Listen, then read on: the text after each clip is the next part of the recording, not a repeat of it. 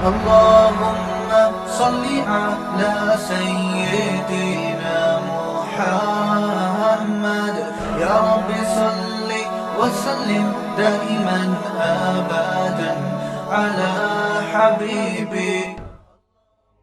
حدیث میں آتا ہے کہ جب کوئی شخص یہ ایگریمنٹ کر لیتا ہے اللہ تعالیٰ سے کہ اللہ ہم تیری عبادت کرتے ہیں, تجھی سے مدد طلب کرتے ہیں, تو اللہ کہتے ہیں کہ ولی عبدی ما سأل, اب جو یہ مانگے گا میں اس کو عطا کروں گا.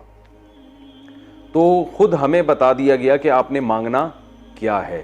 اہدنا الصراط المستقیم, اے اللہ تو ہمیں سیدھے راستے پہ چلا. یہ جو ہدایت کا لفظ ہے, ہدایت کہتے ہیں گائیڈنس کو, رہنمائی کو.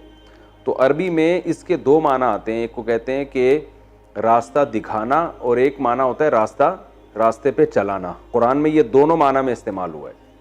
جیسے قرآن میں آتا ہے وَهَدَيْنَاهُ النَّجْدَيْنِ, سورہ بلد ہے 30ویں پارے میں, کہ ہم نے انسان کو دونوں راستے دکھائے, یعنی اچھا بھی اور برا بھی. اب سوال پیدا ہوتا ہے کہ جب اللہ نے اچھے راستے بھی دکھا دیا, برا بھی دکھا دیا, تو ہدایت تو دے دی نا انسان کو, تو پھر ہمیں کیوں کہا جا رہا ہے کہ ہمیں سیدھے راستہ دکھا, اہدنا الصراط المستقیم, ہمیں سیدھا راستہ دکھا. اللہ تو دوسری جگہ پہ خود کہہ رہے ہیں کہ میں نے دونوں راستے دکھا دیں, تو سیدھا بھی دکھا دیا اور غلط راستہ بھی دکھا دیا ہے. تو اس سے پتہ چلتا ہے کہ یہ جو قرآن میں آتا ہے کہ ایک جگہ آتا ہے کہ ہم نے دونوں راستے دکھا دیے ہیں, ہدایت دے دی ہے, وہاں ہدایت کا معنی کچھ اور ہے, اور اہدنا الصراط المستقیم میں ہدایت کا معنی کچھ اور ہے. سورہ بلد میں جو ہدیناہ النجدین ہے کہ ہم نے دونوں راستے دکھا دیے, وہاں مطلب ہے دکھایا ہے, چلانا وہاں مراد نہیں ہے. اور یہ جو آتا ہے اہدنا الصراط المستقیم, اے اللہ ہمیں سیدھے راستے پہ چلا, یہاں دکھانا نہیں ہے بلکہ کیا ہے, چلانا. دکھا تو اللہ نے سب کو دیا ہے, سب کو پتہ ہے سیدھا کیا ہے, سیدھا راستہ کون سا ہے, غلط راستہ کون سا ہے. توحید کا راستہ, رسالت کا راستہ, اسلام کا راستہ وہ سیدھا ہے, برائی کا راستہ, جھوٹ کا راستہ, چوری کا راستہ اور بے حیائی کا راستہ وہ غلط ہے. تو اس لیے یہاں یہ نہیں کہا جا رہا کہ ہمیں سیدھا راستہ دکھا, بلکہ یہاں یہ کہا جا رہا ہے کہ ہمیں سیدھے راستے پہ چلا.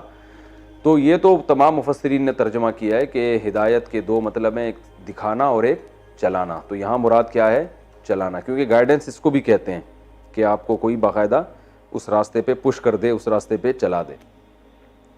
ہمارے حضرت مفتی رشید احمد صاحب ایک اور بات کیا کرتے تھے, وہ فرماتے تھے کہ جب آپ یہ دعا مانگے نا اہدنا الصراط المستقیم, اللہ سیدھے راستے پہ چلا, تو فرماتے تھے کہ ہم جیسے کمزور لوگوں کو یہ خطرہ ہے کہ اگر اللہ سیدھے راستے پہ چلا دے تو منزل پر پہنچنے سے پہلے ہم پھر ہٹ بھی سکتے ہیں. تو اس لیے یہ نیت کیا کریں کہ اللہ سیدھے راستے پہ چلا کے منزل تک پہنچا دے, یعنی نیت کرنے پہ تو کوئی پابندی نہیں ہے نا. تو اہدنا الصراط المستقیم جب دعا مانگیں تو یہ نیت ہونی چاہیے کہ اللہ تو ہمیں سیدھے راستے پہ چلا, اور اس وقت تک چلا جب تک ہم جنت پہنچ نہیں جاتے, منزل تک پہنچ نہیں جاتے. تو یہ ہے اہدنا الصراط المستقیم, تو ہمیں سیدھے راستے پہ چلا. صراط الذین انعمت علیہم, یہ بہت اہم آیت ہے. دیکھیے اللہ نے جو بتایا کہ سیدھے راستہ اللہ سے مانگو, تو آگے سیدھے راستے کو جو ڈیفائن کیا جا رہا ہے وہ یوں نہیں کہ سیدھا راستہ وہ ہے جو قرآن اور حدیث کا راستہ, صراط القرآن والحدیث. 100% سیدھا راستہ قرآن و حدیث ہی کا راستہ ہے, 100% وہی ہے. لیکن یہاں یہ نہیں کہا جا رہا کہ قرآن و سنت کے راستے پہ, بلکہ کہا جا رہا صراط الذین انعمت علیہم, ان لوگوں کا راستہ جن پر تو نے انعام کیا. وجہ اس کی یہ ہے کہ انسان کی نیچر یہ ہے کہ وہ لوگوں کو فالو کرتا ہے, وہ کتابوں کو فالو نہیں کرتا, یہ انسان کی نیچر ہے. اور دوسرا اس میں ایک اشارہ تو یہ ہے, تو اللہ تعالیٰ انسان کی نیچر کو جانتے ہیں, تو نیچر کے حساب سے بات کی ہے کہ اللہ لوگ دنیا میں دونوں طرف کے ہوں گے, انعام یافتہ بھی اور وہ بھی جن پر تیرا غضب ہوا ہوگا. تو مجھے جو ہے نا ان لوگوں کے راستے کو فالو کرنا ہے جو انعام یافتہ ہوں. یہ انسان کی نیچر کے حساب سے بات کی جا رہی ہے, کیونکہ انسان کو دیکھ کے اس کے پیچھے چلتا ہے. وہ کتاب بھی کسی انسان کی لکھی ہوئی ہوگی نا, لیکن اسے انسانوں میں وہ سیرت نظر آنی چاہیے. پھر وہ انسانوں کو دیکھ کے, اگر صرف دین اور وہ جو حق صرف کتابوں میں ہو, انسان دنیا میں نہ ہو کوئی بھی اس کو فالو کرنے والے, تو پھر کوئی بھی انسان اس کو فالو نہیں کرے گا.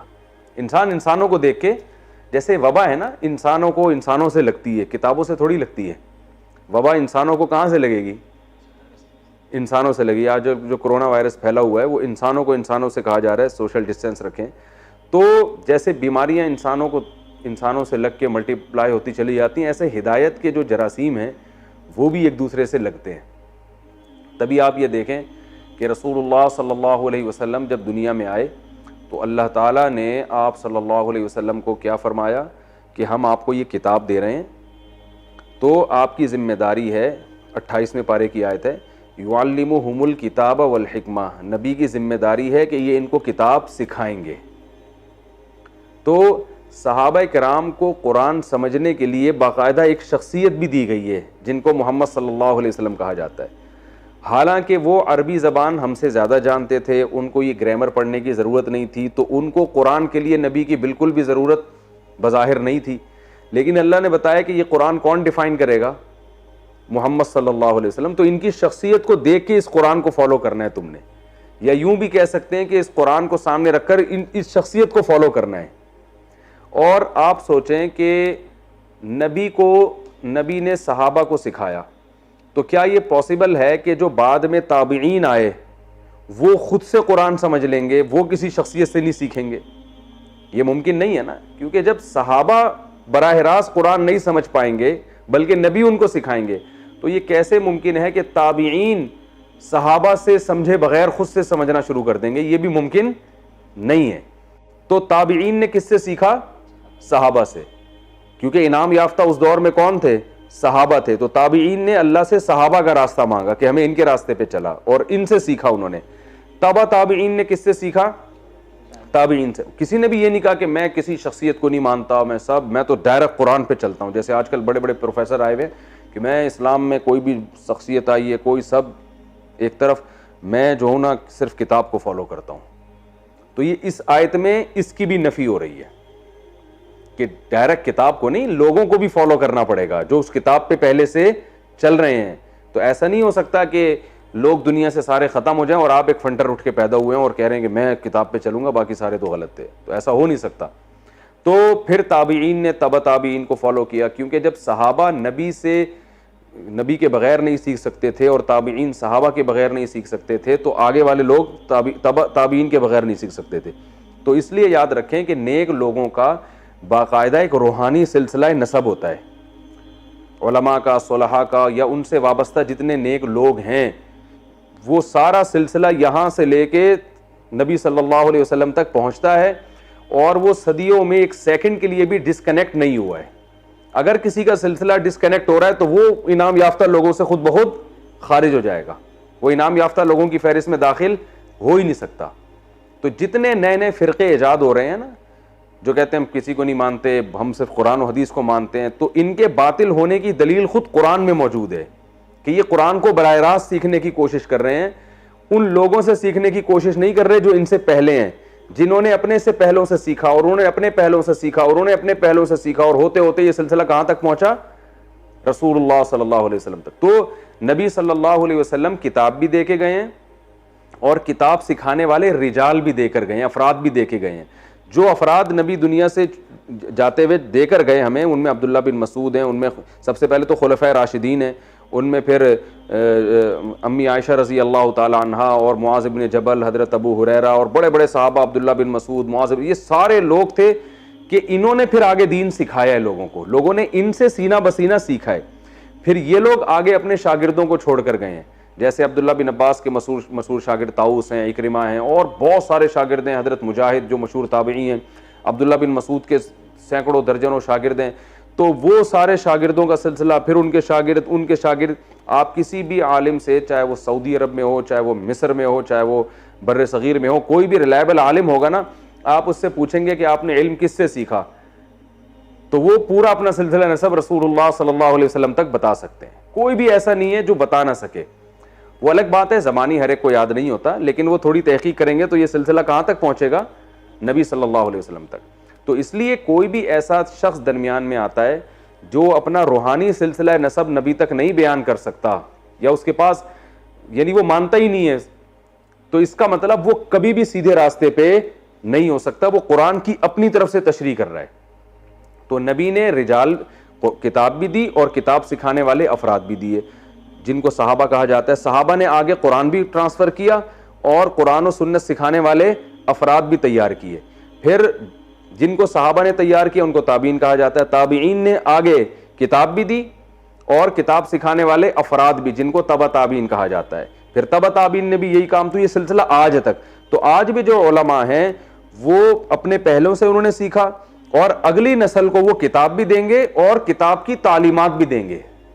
یعنی سکھا کے جائیں گے کتاب, صرف کتاب پکڑا کے نہیں جائیں گے. تو یہ جو درس ہو رہے ہیں ہمارے ہو رہے ہیں, یہ دوسرے علماء کے ہوتے ہیں. یہ وہی ہے کہ پچھلے لوگوں نے جو رجال چھوڑے, افراد چھوڑے اور کتاب ان کے حوالے کی, تو وہ اب یہ امانت کہاں ٹرانسفر کر رہے ہیں؟ اگلی امتوں میں. تو انہی سلسلے میں اہل حق لوگ رہیں گے, اس سے ہٹ کے نہیں ہو سکتے. اس پر ایک اشکال ہوتا ہے کہ بہت سے ایسے لوگ ہیں جن کا باقاعدہ ایک روحانی سلسلہ ہے, صدیوں تک چلا آ رہا ہے, انہوں نے سیکھا اپنے پہلوں سے, اور وہ بڑے بڑے گمراہ لوگ ہیں ان میں. بھائی بہت سے ایسے لوگ ہیں, انہی علماء میں گمراہ بھی تو ہوتے ہیں نا, حالانکہ ان کے اساتذہ بھی ہوتے ہیں, اساتذہ کے اساتذہ بھی. اور یہ سلسلہ کہاں تک پہنچتا ہے؟ نبی صلی اللہ علیہ وسلم تک. اس کا جواب یہ ہے کہ یہ ہرگز دعویٰ نہیں ہے ہمارا کہ جس کا بھی روحانی سلسلہ نبی تک پہنچے گا وہ سارے صحیح ہوں گے. مقصد یہ ہے کہ جس کا نبی صلی اللہ علیہ وسلم تک روحانی سلسلہ نہیں پہنچتا وہ صحیح نہیں ہو سکتا. یعنی ہدایت پر آنے کی پہلی شرط یہ ہے کہ آپ کا روحانی سلسلہ نبی تک ہونا چاہیے. اس کے بعد پھر مزید شرطیں بھی ہیں کہ آپ ان لوگوں کو فالو بھی کرتے آ رہے ہو. ایسا تھوڑی کہ آپ کا ایک سلسلہ ہے, آپ نے اپنے پہلوں سے دین سیکھا لیکن سیکھنے کے بعد آپ نے اس میں تحریف کر دی. تو ایسے بہت سارے لوگ ہیں, بدعتی بہت سارے ہیں جو باقاعدہ مانتے ہیں, اہل اللہ کو بھی مانتے ہیں اور کتابوں کو بھی مانتے ہیں اور حدیث کو بھی مانتے ہیں, مگر اپنی طرف سے تشریحات کیا کر دیتے ہیں؟ غلط کر دیتے ہیں. اس کی مثال ایسے ہے جیسے میڈیکل سائنس میں علاج کی جو اتھارٹی ہے وہ اسی کو ہے جس نے ایم بی بی ایس کیا ہوا ہو. یہ پہلی شرط ہے. جس نے ایم بی بی ایس کیا ہوا نہ ہو اس کو گورنمنٹ کبھی بھی کلینک کھولنے نہیں دے گی. لیکن ہر وہ ڈاکٹر جس نے ایم بی بی ایس کیا ہوا ہو, کیا وہ صحیح راستے پر ہوتا ہے؟ کیا وہ لوگوں کے ساتھ دیانتداری کر رہا ہوتا ہے؟ تو سارے صحیح تھوڑی ہوتے ہیں, لیکن صحیح ہوں گے بھی تو انہی میں ہوں گے.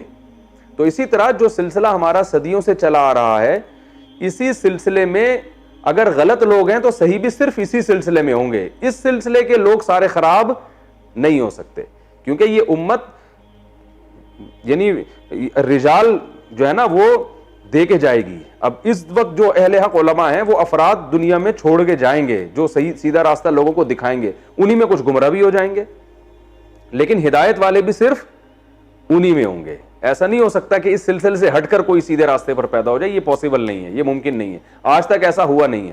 تبھی آپ دیکھ لیں جتنے بڑے محدثین فقہا جن کو امت فالو کرتی ہے, ان کی جو پہچان میں, ان کے انٹروڈکشن میں سب سے اہم بات یہ ہوتی ہے کہ انہوں نے علم کس سے حاصل کیا تھا. اگر امام ابو حنیفہ کو بہت بڑا مقام ملا تو اس لیے نہیں کہ وہ کوفہ میں پیدا ہوئے, اس لیے کہ ان کے استاذ کون تھے؟ حماد الکوفی تھے. اگر حماد الکوفی کو بہت بڑا مقام ملا کہ وہ اتنے بڑے فقیہ ہیں, بخاری میں ان کا نام ہے, حدیث ان سے لی گئی ہیں اور عبداللہ ابن مبارک نے ان کی تعریفیں کی ہیں, تو وہ اس لیے نہیں کہ ان کا نام حماد تھا یا وہ کوفہ کے تھے, بلکہ اس لیے کہ وہ ابراہیم نخعی کے شاگرد تھے. ان کے ساتھ صحبت بہت اٹھائی تھی انہوں نے. ابراہیم نخعی رحمۃ اللہ علیہ کو اگر بہت بڑا مقام ملا, امام بخاری ان کا نام بڑے ادب احترام سے لیتے ہیں اور بہت بڑی دنیا عرب عجم ان کو مانتے ہیں کہ بہت بڑے فقیہ تھے, تو وہ اس لیے نہیں کہ ان کا نام ابراہیم تھا, بلکہ اس لیے کہ وہ علقمہ اور اسود کے شاگرد تھے جو بخاری مسلم کے راویوں میں سے ہیں. اگر علقمہ اور اسود کو بڑے بڑے علماء فقیہ مانتے ہیں اور ان کے بارے میں یہ کہا جاتا ہے کہ بہت سے صحابہ سے یہ علم میں بڑے ہوئے تھے, تو وہ اس لیے نہیں کہ ان کا نام علقمہ تھا یا ایک کا نام اسود تھا یا وہ اجمی تھے, بلکہ اس لیے کہ وہ عبداللہ بن مسعود کے شاگرد تھے. سمجھ رہے ہیں نا, ان کی صحبت اٹھائی تھی انہوں نے. عبداللہ ابن مسعود رضی اللہ تعالیٰ عنہ کو اگر دنیا جانتی ہے اور ان کا نام ادب و احترام سے لیا جاتا ہے, اور جب وہ مدینہ آتے تھے تو حضرت عمر ان کے احترام میں کھڑے ہو جایا کرتے تھے, وہ اس لیے نہیں کہ ان کا نام عبداللہ تھا یا وہ عرب میں پیدا ہوئے تھے یا وہ ایک جو ہے نا عربی زبان بولتے تھے, نہ, بلکہ اس لیے کہ انہوں نے نبی صلی اللہ علیہ وسلم کی صحبت بہت طویل عرصے اٹھائی تھی.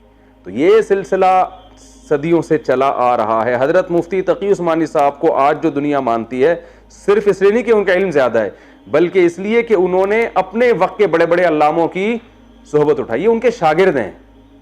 تو یہ اس سلسلے سے ہٹیں گے تو پھر نہیں ہوگا. وہ مفتی محمد شفیع صاحب رحمۃ اللہ علیہ سے انہوں نے علم حاصل کیا, انہوں نے مفتی رشید احمد صاحب سے علم حاصل کیا, انہوں نے علامہ ظفر عثمانی سے سیکھا. تو ان جیسے قوم کا پتہ باپ سے چلتا ہے نا بھائی, مادی لحاظ سے آپ بڑے اونچے نسب کے ہو, اس کا پتہ کس سے چلے گا کہ آپ بیٹے کس کے ہو؟ بھائی اگر کوئی بادشاہ سلامت کا بیٹا آ رہا ہے, سعودی عرب کے محمد بن سلمان کا بیٹا آئے گا, تو آپ ایک دم عزت احترام میں کھڑے ہو جائے گا, بھائی آپ تو بڑے عالی نسب ہو, کیونکہ آپ کس کے بیٹے ہو؟ محمد بن سلمان کے. تو اس کو بڑا پروٹوکول دینا, جو بھی چاہے مخالفین بھی ہوں حمایتی بھی ہوں, عزت دیں گے, بھائی آپ کس کے بیٹے ہو؟ محمد بن سلمان کے. تو اسی طرح یاد رکھو, روحانی لحاظ سے اور جو ہدایت کی جو رہنمائی جب انسان دیتا ہے یا نبیوں کا وارث بنتا ہے انسان, تو اس کا انٹروڈکشن میں سب سے اہم ترین بات یہ ہوتی ہے کہ یہ کس کا شاگرد ہے, ٹھیک ہے نا, اس نے سیکھا کس سے ہے. تو ہمارے آج 15ویں صدی میں اس چیز کو لوگوں نے اہمیت دینا چھوڑ دی ہے. بس رٹے رٹائے حوالے, حدیث کے حوالے, کچھ رٹے رٹائے آیتیں یاد کر کے, اور وہ پورا ایک سلسلے کو, نہ صرف یہ کہ ان کا تعلق نہیں ہوتا بلکہ اس تمام سلسلے کو غلط قرار دے رہے ہوتے ہیں, اور بزبان حال یہ کہہ رہے ہوتے ہیں کہ ہم ہیں صحیح جو 1400 سال کے بعد نبی کے دین کو دنیا میں نافذ کر رہے ہیں. تو ان آیتوں سے ہمیں صاف پتہ چلتا ہے کہ ایسا نہیں ہے. اللہ نے فرمایا کہ اللہ تو ہمیں سیدھے راستے پہ چلا, صراط الذین, ان لوگوں کا راستہ جن پر تو نے انعام کیا. تو پتہ چلا ایسے لوگ ہر دور میں موجود رہیں گے, اور ان لوگوں کے راستے پر اللہ میں حکم دے گا کہ ان کو فالو کرو. وجہ یہ کیا ہے کہ انسان جب بالغ ہوتا ہے تو اسے نیک لوگ بھی نظر آتے ہیں اور برے لوگ بھی, اسے نماز پڑھنے والے بھی نظر آتے ہیں اور بے نمازی بھی, اسے شراب پینے والے بھی نظر آتے ہیں اور شراب سے بچنے والے بھی, اسے پردہ کرنے والی عورتیں بھی نظر آتی ہیں اگر کوئی عورت ہو, اور بے پردہ گھومنے والی بھی, اسے رشوت لینے والے لوگ بھی نظر آتے ہیں اور رشوت سے بچنے والے بھی. تو اللہ فرماتے ان میں تم دعا مانگو کہ اللہ ان لوگوں کے راستے پہ چلانا جو کیا ہیں, انعام یافتہ. انعام یافتہ کی اصل ڈیفینیشن ہے جو شریعت کو فالو کرتے ہیں. تو ایسے لوگ تمہیں نظر آئیں گے تو تم نے اس میں شامل ہونا ہے. یہ بات سمجھ میں آ گئی ہے؟ تو اس لیے یہ عنوان اختیار کیا گیا. یوں نہیں کہا گیا کہ اللہ تو ہمیں سیدھے راستے پر چلا, وہ یعنی وہ قرآن اور حدیث کا راستہ, وہ بالکل صحیح ہے, قرآن و حدیث ہی کا راستہ سیدھا راستہ ہے, لیکن اس کو لوگ بھی تو فالو کریں گے نا. تو یہ ایک ہی چیز کے دو نام ہیں, قرآن و حدیث کا راستہ اور قرآن و حدیث کو فالو کرنے والے لوگوں کا راستہ. اس میں یہ بھی اس اعتراض کا جواب ہو گیا جو لوگ ہم سے کہتے ہیں نا تم امام حنیفہ کو فالو کرتے ہو, قرآن و حدیث کو فالو کرتے ہو. یہ سوال کو ایک دوسرے کے مقابلے میں لا کے کرنا ہی جہالت پر مبنی ہے. یعنی ایسا ہو گیا تم علماء کو فالو کرو گے یا قرآن و سنت کو فالو کرو گے. تو یہ سوال ہی احمقانہ ہے. یہ ایسے ہو گیا جیسے تم اپنے دور میں انعام یافتہ لوگوں کو فالو کرو گے یا قرآن و سنت کو فالو کرو گے. تو بھائی جو انعام یافتہ لوگ ہیں وہ قرآن و سنت ہی کو فالو کرتے ہیں. لہذا ایک ہی چیز کے دو نام ہیں, انعام یافتہ کو فالو کرنا یا قرآن و سنت کو فالو کرنا. یہ ایک ہی چیز کے دو نام ہیں. ان کو ایک دوسرے کے مقابل میں لا کے پیش کرنا یہ جہالت ہے. یہ ایسا ہی ہے جیسے ایک گاڑی حیدرآباد کی طرف جا رہی ہے اور آپ کو یقین ہے کہ یہ کہاں جا رہی ہے, حیدرآباد. آپ اس گاڑی کو فالو کرنا شروع کر دیا. اب کوئی آپ سے پوچھ رہا ہے کہ تم حیدرآباد کے راستے کو فالو کرو گے یا اس گاڑی کو فالو کرو گے, تو آپ کہو گے بھائی جب یہ گاڑی ادھر ہی جا رہی ہے تو آپ یوں کہیں کہ میں اس گاڑی کو فالو کر رہا ہوں یا یوں کہیں کہ میں حیدرآباد کو فالو کر رہا ہوں. یہ ایک ہی چیز کے دو نام ہیں. تو انعام یافتہ لوگوں کا جو راستہ ہے, جو علماء صلحاء کا راستہ ہے, جن علماء صلحاء کا برحق ہونا ثابت ہو جائے, ان کے راستے کو فالو کرنا, قرآن و سنت ہی کو فالو کرنا ہے. تو اللہ نے ان لوگوں کا ذکر اس لیے کیا, ایک تو اس نظریے کی نفی کے لیے کہ جو لوگ خود سے سمجھتے ہیں نا کہ ہم قرآن و سنت میں کسی کی رہنمائی نہیں چاہیے, ہم خود سے جو سمجھیں گے ہماری سمجھ میں آئے گا, سارے فقہا محدثین کو وہ ایک طرف رکھ دیتے ہیں. آج کل جو آ رہے ہیں آپ کو اس طرح کے نئے نئے لوگ پیدا ہو رہے ہیں, وہ کسی کی تحقیق کو نہیں مانتے, کہہ رہے ہیں میری اپنی تحقیق ہے. تو یہ اس نظریے پر رد ہے اس میں. اور دوسرا اس میں یہ اللہ نے انسانی فطرت کی رعایت کی ہے کہ انسان جو ہے نا وہ انسانوں کو دیکھ کے فالو ہوتا ہے, تبھی فالو کرتا ہے. تبھی آپ دیکھیں کتابیں لکھنے سے لوگ باطل لوگ اتنے پریشان نہیں ہوتے. ڈاکٹر ذاکر نائک سے جب میری ملاقات ہوئی تو انہوں نے ایک بات کہی کہ جو انڈیا میں ان کے پروگرام ہو رہے تھے ڈاکٹر صاحب کے, اس میں بہت سارے غیر مسلم کیمرے کی سامنے مسلمان ہو رہے تھے نا. تو انہوں نے کہا مجھے بہت لوگوں نے یہ کہا, جو حکومت انڈیا کی طرف سے, جو وہاں سے مجھے یہ میسج آیا, حکومت کی طرف سے براہ راست تو نہیں, یعنی وہاں کے لوگ جو حکومت کے مزاج کو سمجھتے تھے, انہوں نے کہا کہ آپ اسلام کی بھرپور طریقے سے تبلیغ کریں, آپ دلائل دیں, لیکن یہ جو لوگ کنورٹ ہو رہے ہیں نا, مسلمان ہو رہے ہیں, ان کو کیمرے کی اسکرین پہ نہ لے کر آئیں. یہ چھپڑ میں ہو جائیں, سائڈ پہ ہو جائیں, ان کو بولے ذرا چھاؤں میں آؤ, وہاں انہوں نے نہیں بولا, یہ میں خود بول رہا ہوں, ٹھیک ہے نا, ڈاکٹر صاحب نے تھوڑی بولا, ان کو بولا ذرا چھاؤں میں آؤ, یہ انہوں نے بزبان حال وہ کہہ رہے تھے بھائی ان کو ذرا سائڈ پہ لے جائیں, چھاؤں میں لے جائیں, وہاں جا کے کلمہ پڑھا دیں. یہ اسکرین پہ نہیں آنی چاہیے یہ چیز. وجہ کیا ہے کہ اس کے آنے سے جو اثر پڑ رہا ہے نا دوسرے غیر مسلموں پر, وہ آپ کے ڈائلاگ سے اور آپ کی اسپیچ سے اور آپ کے دلائل اور حوالوں نمبر سے اثر نہیں پڑ رہا. تو ڈاکٹر صاحب نے یہ بات کہی مجھے, انہوں نے کہا ہم نے کہا کہ ہم یہ تقریر چھوڑ دیں گے, لیکن یہ جو غیر مسلم مسلمان ہو رہے ہیں نا, ان کو کیمرے کی اسکرین پہ لانا ہمارے لیے زیادہ اہم ہے اسٹیج پہ کھڑے ہو کر اسلام کا دفاع کرنے سے, کیونکہ ہماری اس تقریر سے اتنا فائدہ نہیں ہوتا جتنا ایک غیر مسلم جب اسلام قبول کرتا ہے اور اس کو کیمرے کی آنکھ سے دکھایا جاتا ہے. اس بیس پر ان کو انڈیا سے نکلنا پڑا, جو انڈیا سے ان کو نکالا گیا اسی بیس پہ نا کہ اتنے ہندو دھڑا دھڑا مسلمان ہو رہے ہیں, بھائی یہ کیا کر رہے ہو, تو چھپ کے کرو, ان کو مسلمان اسکرین پہ نہیں آنا چاہیے. اگر وہ اس پہ ایگری ہو جاتے تو وہ انڈیا سے شاید ان کو نکلنے پر مجبور نہ کیا جاتا. ان کو جو انڈیا سے نکلنے پر مجبور کیا گیا ہے وہ اسلام کی اسپیچ پہ نہیں, اسلام کے بارے میں, اسلام کی تبلیغ پہ نہیں, بلکہ اس لیے کہ اتنے لوگ آپ دکھا رہے ہیں کیمرے کے سامنے. انہوں نے کہا میں اس پہ کمپرومائز نہیں کر سکتا. وجہ اس کی یہ کہ یہ ایک غیر مسلم کا کیمرے کی اسکرین کے سامنے آ کے کلمہ پڑھ لینا, یہ ہمارے لیے زیادہ, اس کا آؤٹ پٹ بہت زیادہ ہے بنسبت جو ہماری وہ تقریر ہے. تو انہوں نے قربانی دی اللہ کے لیے. انہوں نے کہا بھائی مقصد ویژن کو سامنے رکھا جاتا ہے نا, ویژن کے لیے قربانی دی جاتی ہے, ذرائع کو تھوڑی دیکھا جاتا ہے, مقاصد کو سامنے رکھا جاتا ہے. تو انہوں نے کہا یہ تو یہاں اسٹیج پہ کھڑے ہو کر بیان کرنا ایک ذریعہ ہے تبلیغ کا, ہدف تو کیا ہے, ہدف تو یہ ہے کہ غیر مسلم مسلمان ہو. تو وہ اس کے لیے انہوں نے قربانی دی, اور وہ اب دیکھیں ملیشیا میں کیسے زندگی گزار رہے ہیں. تو اب میں واضح کرتا ہوں کہ یہ کیوں ہوا. وجہ کیا ہے کہ جب کوئی غیر مسلم مسلمان ہوگا تو وہ لوگ ہیں نا, لوگ مسلمان ہو رہے ہیں نا, تو اس کا اثر دوسرے غیر مسلموں پہ زیادہ پڑے گا, کیونکہ لوگ کس کو فالو کرتے ہیں, لوگوں کو. اب سمجھ میں آئی بات, یہ اہدنا الصراط المستقیم کا مطلب.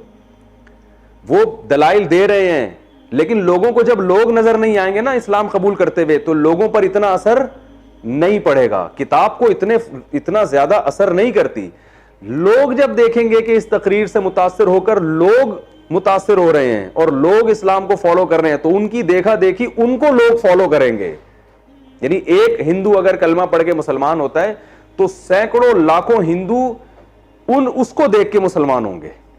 وہ ڈاکٹر صاحب کی تقریر سن کے تو وہ مسلمان ہو رہا ہے, لیکن آگے جو مسلمان ہو رہے ہیں وہ تقریر کی بیس پہ نہیں, وہ اس کو مسلمان ہوتا دیکھ کر. تو یہ انسانی فطرت ہے کہ وہ لوگوں کو دیکھتا ہے کہ کیا کر رہے ہیں. تو وہ جب دیکھیں گے لوگ کہ لوگ مسلمان ہو رہے ہیں تو بہت سے لوگ ان کو دیکھ کے مسلمان ہوں گے. یہ ایسے ہی میں ایک واقعہ سناتا ہوں نا, ہم اسکول میں دیکھا, ہم نے ایک چیز پڑھی ہوئی ہے, تو کچھ بھی نہیں تھی, ہم نے ویسے ہی جا کے کھڑے ہو گئے, تو دو چار لوگ اور آ گئے, تو اور طلبہ آ گئے, پورا اسکول کھڑا ہو گیا وہاں کے, حالانکہ وہاں کچھ بھی نہیں ہے. وجہ کیا ہے, لوگوں کی دیکھا دیکھی جا رہے ہیں کہ یار یہاں کیا ہے. تو یہ انسان کی نیچر ہے کہ وہ کس کو فالو کرتا ہے, لوگوں کو. تو اگر برائی کی طرف لوگ جائیں گے تو لوگ لوگوں کو فالو کر کے ادھر جانا شروع ہو جاتے ہیں, اچھائی کی طرف آئیں گے تو لوگ لوگوں کو فالو کر کے ادھر. تو اس لیے اللہ نے فرمایا کہ تم جب لوگوں کو فالو کرنے کا تمہارے دل میں ایک جذبہ پیدا ہوگا کہ پبلک کر کیا رہی ہے, تو اللہ سے پہلے دعا مانگ لو, اے اللہ پبلک جو بھی کر رہی ہے, تیری پبلک میں جو سیدھے راستے پہ چلنے والے لوگ ہیں نا, مجھے ان کو فالو کرنے کی توفیق عطا فرما. کیونکہ میری نیچر تو ہے, میں تو پبلک کو فالو کروں گا, تو میں غلط لوگوں کو فالو کر لوں گا. اگر تو صحیح لوگوں کو فالو کرنے کی توفیق نہیں دے گا تو مجھے ہمت دے, میں کن لوگوں کو فالو کروں, میں صحیح لوگوں کو فالو کروں. تو اس سے یہ بھی پتہ چلتا ہے عوام کے لیے کہ علماء کی صحبت اٹھانا, انعام یافتہ لوگوں کے پاس جا کے بیٹھنا, ان سے سیکھنا, ان سے محبت کرنا, یہ کس قدر ضروری ہے. کیونکہ لوگ لوگوں کو فالو کرتے ہیں. تو جب آپ اچھے لوگوں میں رہیں گے تو آپ خود بخود اچھائی کی محبت آپ کے دل میں آئے گی, برے لوگوں میں رہیں گے تو برائی کی محبت دل میں آئے گی. اور حدیث میں اس کی بڑی مثالیں کہ جو اچھی صحبت کی مثال آپ صلی اللہ علیہ وسلم نے عطر فروش کی دی ہے کہ عطر والے کی دکان پہ اگر آپ بیٹھ جائیں تو فائدہ ہوتا رہے گا, خوشبو آتی رہے گی, ہو سکتا ہے وہ خوشبو بھی دے دے. اور بھٹی کے پاس بیٹھ جائیں تو بدبو آئے گی, اور یہ بھی خطرہ ہے کہ چنگاری اڑے اور آپ کے کپڑے جل جائیں.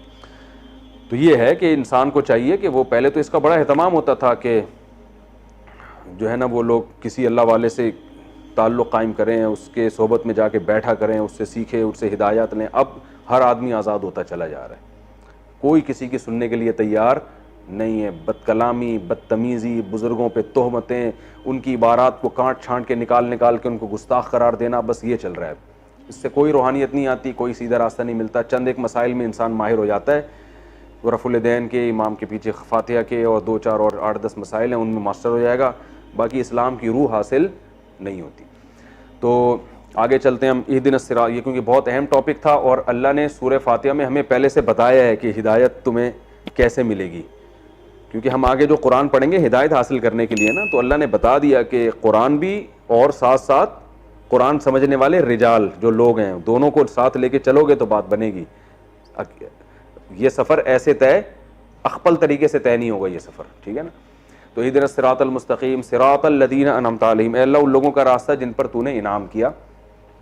تو انعام یافتہ لوگوں کا راستہ وہی ہے جو قرآن و سنت کو فالو کرتے ہیں اور سیدھے راستے پہ چلتے ہیں. اور قرآن میں ایک اور جگہ اس کو بیان کیا اللہ تعالیٰ نے کہ من النبیین والصدیقین والشہداء والصالحین, فرمائے انعام یافتہ لوگ یہ ہیں, پیغمبر, صدیقین یعنی سچے لوگ, اس کی میں ابھی تفصیل بیان کرتا ہوں, شہداء اور صالحین عام نیک مسلمان. تو یہ جس حساب سے انعام یافتہ لوگوں کے درجات ہیں اللہ نے اسی حساب سے بیان کیا. سب سے پہلے پیغمبر, تو پیغمبروں کے راستے کو ہمیں فالو کرنا ہے. دوسرے نمبر پہ صدیقین, صدیق کہتے ہیں عربی میں, صادق کہتے ہیں سچ بولنے والا. صادق کسے کہتے ہیں؟ سچ. پاکستان کے آئین میں لکھا تھا نا کہ جو ملک کا صدر یا وزیر اعظم وہ صادق اور امین ہوگا, تو بجائے اس کو کہ ہم صدر کو صادق اور امین کو تلاش کرتے, ہم نے صادق اور امین کی شرط کیا کر دی, نکال دی. وہ نادرہ کے آفس میں وہ 50-50 پہلے آیا کرتا تھا, اس میں وہ میں نے بتایا تھا نا واقعہ کہ ایک خاتون آئیں, اس نے کہا کہ آفیسر سے آ کے کہ آپ نے شناختی کارڈ میں مجھے بیوہ لکھ دیا ہے, میرے تو میاں زندہ ہے, میں ان کو ساتھ لے کے آئی ہوں, تو اس کو صحیح کریں آپ. اس نے کہا اچھا ٹھیک ہے, بندوق اٹھا کے میاں کو گولی مار دی. تو اس نے کہا یہ کہ کہہ رہے ہیں صحیح ہو گیا, بیوہ ہو گئی آپ. تو ایک کریکشن کا طریقہ یہ ہوتا ہے کہ جو لکھا ہوا ہے اس کو اس طرح سے صحیح کیا جائے, اور ایک طریقہ یہ ہوتا ہے کہ لکھے ہوئے کو چینج کر دیا جائے. تو ہمارے والوں نے کیا کیا کہ وزیر اعظم یا صدر کا صادق اور امین ہونا ضروری ہے, تو بجائے اس کے کہ اس کو صادق امین بنانے کی کوشش کرتے, تو وہ شرط کیا کر دی, صادق امین والی شرط کیا کر دی, اسی کو ڈاکومنٹ سے نکال دیا. تو دونوں طریقے ہیں کریکشن کے, یا تو اس کو بیوہ کر دو یا وہاں بیوہ کو کیا کر دو, شادی شدہ کر دو. تو یہ الحمدللہ دونوں طریقے پر ہمارے ملک میں عمل ہوتا ہے الحمدللہ. تو اہدنا الصراط المستقیم صراط الذین انعمت علیہم, اللہ جی. تو انعام یافتہ لوگوں کا راستہ تو اللہ نے پہلے بیان کیا انبیاء. دوسرے نمبر پہ صدیق, میں صدیق کا بتا رہا تھا, صادق کہتے ہیں سچ بولنے والا, اور صدیق مبالغہ ہے. میں نے بتایا تھا نا کچھ صیغے کس کے ہوتے ہیں, مبالغے کے ہوتے ہیں, یعنی بہت زیادہ سچا, اور صدیقین اس کی جمع آتی ہے. تو بہت زیادہ سچا یہ منافق کا اپوزٹ ہے. منافق کہتے ہیں جھوٹا, یعنی دل میں کچھ اور عمل کچھ اور. تو صدیق کا مطلب ہوتا ہے بہت زیادہ سچا, یعنی جس میں منافقت بالکل بھی نہ ہو. اور منافقت بالکل بھی نہ ہونے کو ہم آسان لفظوں میں یوں ڈیفائن کر سکتے ہیں کہ جس کے قول و عمل میں تضاد نہ ہو, کہ کہتا کچھ ہو کرتا کچھ اور ہے. کیونکہ جو اس طرح کے لوگ ہیں نا, جو کہتے کچھ ہیں کرتے کچھ اور ہیں, ان کو فالو کرنے کی ہمیں اجازت نہیں ہے. ایک نمبر لوگوں کو فالو کرنے, تو یہ ایک نمبر وہی ہوتے ہیں کہ جو کہتے ہیں خود بھی اس پر عمل کرتے ہیں. ایک بات ہو گئی. دوسری بات کہ بعض لوگ کہتے ہیں کیا ہی غلط رہے ہوتے ہیں, لہذا اسی غلط پہ چل بھی رہے ہوتے ہیں. سمجھ رہے ہیں نا بھائی, منافق تو وہ بھی نہیں ہوتے نا, وہ کہہ غلط رہے ہوتے ہیں, کہتے ہیں بھائی شراب صحیح ہے لہذا ہم پیتے ہیں, چھپ کے تھوڑی پیتے ہیں, بتا کے پیتے ہیں. تو یہ بھی تو منافق نہیں ہوا نا, قول و عمل میں تضاد تو نہیں ہے نا. تو یاد رکھیں اس سے وہ قول مراد ہے جو قول بھی صحیح ہو. صدیق میں وہ سچا کہ جو کہتا بھی کیا ہو, صحیح بات کہتا ہو, اور پھر اس پر عمل بھی کرتا ہو. اور صحیح بات کہنا علم کے بغیر ممکن نہیں ہے, وحی کی ہدایت کے بغیر درست نتیجے تک پہنچنا ممکن نہیں ہے. اور وحی کا علم یا تو پیغمبروں کو ہوتا ہے یا علماء کو ہوتا ہے جو پیغمبروں کے وارث ہیں. اس لیے علماء نے لکھا ہے کہ صدیق کا مفہوم یہ ہے وہ علماء جن کا عمل ان کے علم کے مطابق ہو. یہ بہت زبردست تفسیر ہے صدیق کی. اب لوگ کہتے ہیں صدیق میں کہاں لکھا ہوا ہے علماء جن کا عمل ان کے, یہ اس طرح سے سمجھ میں آئے گی پوری بات. کیونکہ علماء وہ بات علم صحیح ہوتا ہے ان کے پاس, لہذا وہ جو قول کریں گے وہ قول بھی کیا ہوگا, صحیح. لیکن یہ ضروری نہیں ہے کہ وہ جو عالم صحیح بات کر رہا ہو اس پر عمل بھی کرتا ہو, کیونکہ فاسق فاجر بھی تو ہوتے ہیں نا, 2 نمبر بھی تو مولوی ہوتے ہیں نا مارکیٹ میں. تقریر تو بہت اچھی ہے لیکن عمل کیا ہے؟ زیرو ہے. تو اس لیے اس سے مراد کیا ہے؟ باعمل علماء. اور ویسے بھی اللہ کے ہاں انبیاء کے بعد سب سے بڑا مقام باعمل علماء کا ہے, تو اس ترتیب کے حساب سے بھی ہے. یہ پوری امت کا اجماع ہے کہ انبیاء کے بعد اللہ کے ہاں سب سے بڑا مقام کس کا ہے؟ باعمل, یعنی نبی کے بعد سب سے بڑا مقام ہے باعمل علماء کا. تو صدیق جو انعام یافتہ لوگ ہیں, سب سے پہلے پیغمبر, اس کے بعد باعمل علماء. تیسرے نمبر پہ شہداء. شہداء کو یہاں ذکر اس لیے کیا کہ شہداء کا مطلب یہ ہے کہ جنہوں نے دین کے لیے اپنی جان کی بازی لگا دی, تو جن کے جذبات ایسے ہوں دین کے لیے قربانی دینے کے, اور اتنا زیادہ آخرت کی طلب ہو, تو ان لوگوں کو بھی ہمیں فالو کرنے کا اللہ نے حکم دیا. والصالحین چوتھے نمبر پہ بیان کیا کہ عام نیک مسلمان جو اتنے اونچے مراتب پر تو نہیں ہے لیکن وہ سیدھے راستے پہ چلنے والے. تو یہ 4 طرح کے لوگ ہیں جو اللہ نے فرمایا انعام یافتہ ہیں. تو ان کا خلاصہ یہی ہے کہ جو بھی شریعت کو فالو کر رہا ہے, جو جتنا زیادہ فالو کر رہا ہے اس کو اتنا زیادہ ہمیں فالو کرنے کا حکم ہے. تو یہ ہے صراط الذین انعمت علیہم. آگے غیر المغضوب علیہم ولا الضالین. دیکھیں یہ اللہ تعالیٰ کی رحمت ہے کہ جب ہمیں سیدھا راستہ بتا دیا, جب ہم کسی کو سیدھا راستہ بتاتے ہیں نا, تو ہمارا اسٹائل کیا ہوتا ہے؟ بھائی یہ حیدرآباد کا راستہ ہے, آپ نے یہاں جانا ہے, اسی راستے پہ چلو تو پہنچ جاؤ گے. یہ نہیں بتاتے کہ اس پہ بھی نہ چلو اور اس پہ بھی نہ چلو. یہ بتانے کی ضرورت نہیں رہتی. بھئی یہ والا راستہ ہے, یہ جا رہا ہے, بس اس پہ چلو. لیکن اگر کوئی بتانے والا بہت ہی مشفق ہو, اس کو یہ خطرہ ہو کہ پتہ نہیں یہ غلطی سے اس کے ذہن میں شیطان بعد میں یہ ڈال سکتا ہے کہ یہ والا راستہ تو ہے, ہو سکتا ہے یہ والا بھی ہو اور یہ والا بھی, تو وہ ساتھ میں یہ بھی بتائے گا کہ اس راستے پہ تو چلنا ہے, اس پہ بھی نہیں چلنا اور اس پہ بھی نہیں چلنا. جیسے ہم بتا رہے ہوتے ہیں نا, یار تم ہائی وے پہ جاؤ گے نا تو جو ہے وہ ایک, مجھے کینسر جھیل جانا تھا بچوں کو لے کے, تو گوگل میپ پہ میں نے دیکھا, ہم چلے گئے ہائی وے سے, وہ آ ہی نہیں رہی وہ کینسر جھیل, پتہ نہیں کدھر نکل گئے. ایک بورڈ لگا ہوا, وہاں چڑھ کے گھومے تو کئی گھنٹے لگ گئے اور بھٹک گئے راستے میں ہم, کیونکہ گوگل میپ میں وہ پتہ نہیں کوئی نیا, وہ پرانا کوئی راستہ ڈلا ہوا تھا. تو جو میں نے پھر کسی سے پوچھا راستہ وہاں پہ, تو انہوں نے کہا دیکھیں یہاں سے جب آپ آگے جائیں گے نا تو 2 راستے آئیں گے, دونوں کینسر جھیل کو جاتے ہیں. یعنی لگے گا آپ کو ایسے کہ یہ بھی جائے گا اور وہ بھی جائے گا, لیکن اس پہ جانا ہے, اس پہ نہیں جانا, ورنہ اور لمبا پڑ جائے گا راستہ.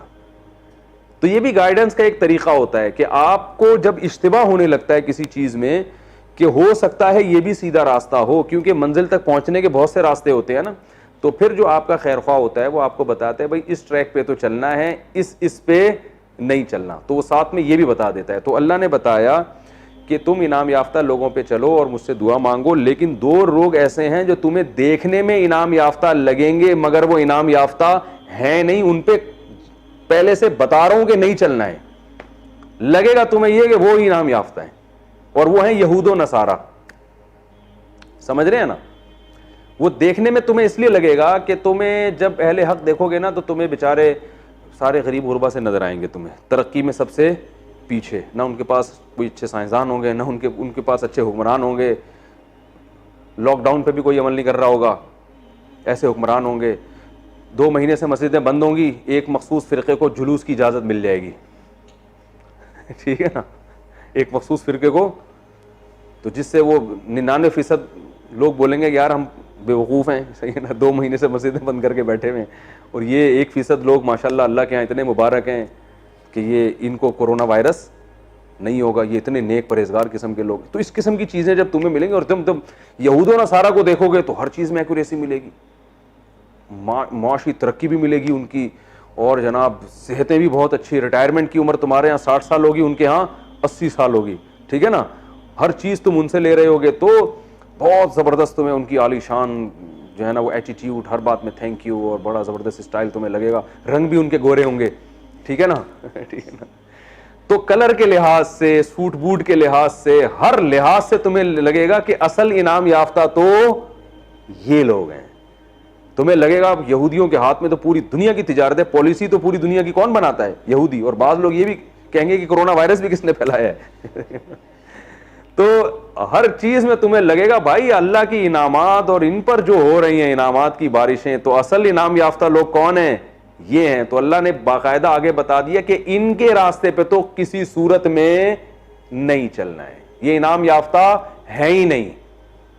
تو اب سمجھ میں آیا, اللہ نے یہ بھی بتایا کہ کن کے راستے پہ چلنا ہے اور یہ بھی بتا دیا کہ کن کے راستے پہ نہیں چلنا ہے. تو نہیں چلنے کا راستہ اس لیے بتایا کہ اس میں کنفیوژن ہو سکتی تھی. بورڈ لگا ہوا ہے وہاں بھی کینچر جھیل کا, ٹھیک ہے نا, تو وہ بورڈ غلطی سے گورنمنٹ نے پرانے زمانے میں کسی بچے نے لا کے کہیں ٹھوک دیا ہوگا تو حکومت نے اتارا نہیں ہے, ورنہ اس کا کینچر جھیل سے اس راستے کا کوئی تعلق ہے نہیں. تو یہ صرف سائن بورڈ ہے, حقیقت کچھ بھی نہیں ہے.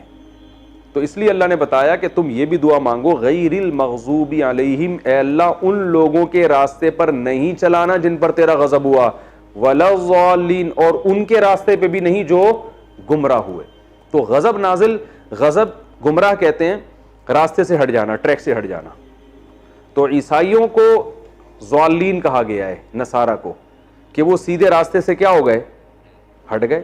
کیونکہ جو انجیل عیسیٰ علیہ السلام لے کر آئے تھے اور موسیٰ علیہ السلام جو تورات لے کر آئے تھے, آج یہ اس کو فالو نہیں کر رہے. اس انجیل میں تو داڑھی بڑھانے کا حکم تھا, گورے رکھتے ہیں داڑھی, ان کے پادری بھی نہیں رکھتے. اور اس میں تو زنا کو حرام قرار دیا گیا ہے. بچتے ہیں زنا سے, نہیں بچتے. اس میں تو جو ہے سود کو حرام قرار دیا گیا ہے, بچتے ہیں سود سے, نہیں بچتے. تو بہت ساری چیزیں. تو اللہ نے فرمایا کہ ضالین جو گمراہ ہو گئے نا, جن کے گمراہ کا مطلب جن کے پاس راستہ ہی نہ ہو, تو ان کے راستے کو بھی فالو نہیں کرنا, اور جن پر اللہ کا غضب ہوا ان کو بھی نہیں. تو غضب جو ہے نا یہ گمراہ ہونے سے اوپر کی چیز ہے. اس لیے علماء نے اس کی تفسیر بیان کی ہے کہ غضب سے وہ لوگ مراد ہیں جن کو سیدھا راستہ معلوم ہو پھر بھی اس پہ نہ چل رہے ہوں, یہ بڑے مجرم ہیں. تو یہودی بھی جو ہے نا, ان کو سیدھا راستہ عیسائیوں سے زیادہ معلوم ہے, کیونکہ آج تورات میں تحریف کم ہوئی ہے, انجیل میں زیادہ. تو ان کے پاس سیدھا راستہ جو ہے اور اسلام کے برحق ہونے کے دلائل, وہ عیسائیوں کے پاس جتنے دلائل ہیں نا اس سے زیادہ کس کے پاس ہیں, یہودیوں کے. تبھی آپ دیکھیں یہودی اپنی شریعت کو آج بھی بہت سی چیزوں میں فالو کرتے ہیں, اس لیے کہ ان کے پاس شریعت محفوظ ہے. عیسائیوں کے پاس تو کچھ بچا ہی نہیں ہے بیچاروں کے پاس.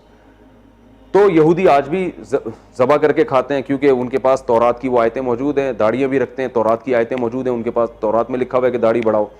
تو اللہ نے فرمایا کہ ان کے پاس تو علم ہے اسلام کے برحق ہونے کا, اس جان بوجھ کر یہ کیا کرتے ہیں, اسلام کو فالو نہیں کرتے, اور اپنے پیغمبروں کو بھی انہوں نے جان بوجھ کر فالو نہیں کیا. دیکھیں نا موسیٰ علیہ السلام کے ساتھ کیا کیا ان لوگوں نے. اور عیسائی کیا, ان بیچاروں کے پاس سیدھا راستہ ہے ہی نہیں, سرے سے گائیڈنس ہی ختم ہو گئی. تو یہ سیدھے راستے سے ہٹ گئے. تو غضب کس پر ہوا, ان لوگوں پر جن کو راستہ معلوم تھا پھر بھی نہیں چلے, یہ زیادہ بڑے مجرم ہیں. اور اس سے کم درجے کے مجرم ہوئے جن کے پاس اب سیدھا راستہ ہے ہی نہیں, تو بھٹک گئے وہ.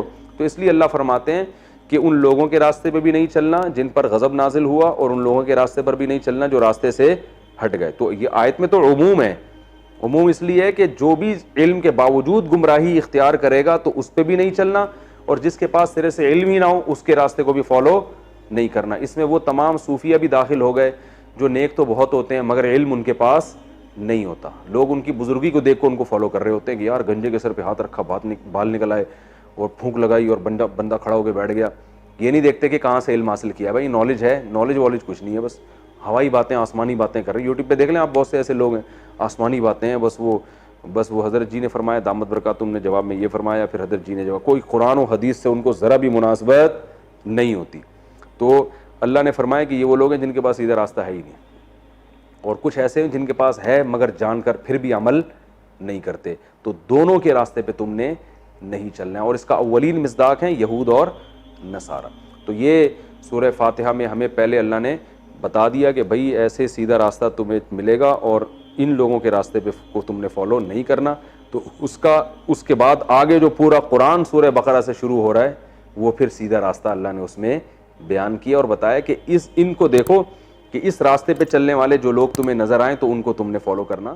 لائیو ویڈیو کو کبھی بھی مس نہیں کرنا چاہتے ہیں تو سبسکرائب کرنے کے بعد بیل آئیکن پہ کلک کرنا مت بھولیں. جزاک اللہ.